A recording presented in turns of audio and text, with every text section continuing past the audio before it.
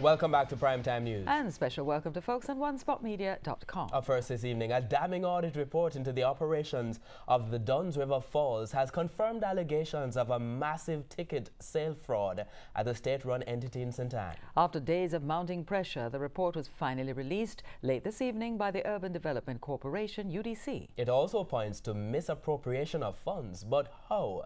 TVJ's Andrea Chisholm explains.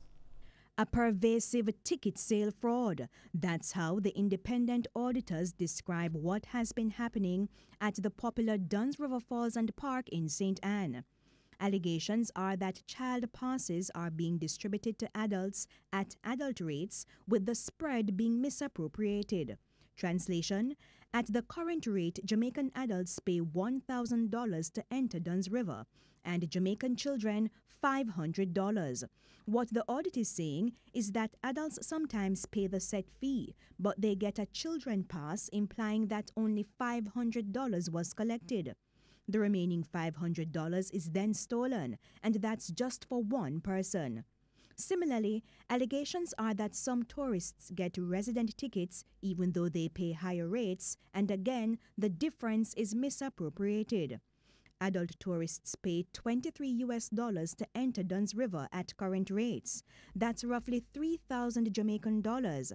The allegation in the audit means that for every Jamaican ticket sold to a tourist at Dunn's River, about $2,000 is stolen sometimes. Resident ticket sales increased from 126,000 in 2016 to 210,000 in 2017, a 67% increase. Non-residents and prepaid tickets sales increased by 7%. To address the problems, the report recommends that Dunn's River records the identification information for each resident ticket sale and review daily reports.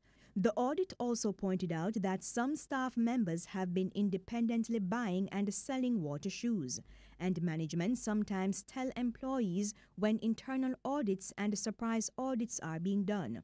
In one instance, the information technology administrator instructed a team member to avoid the internal auditor.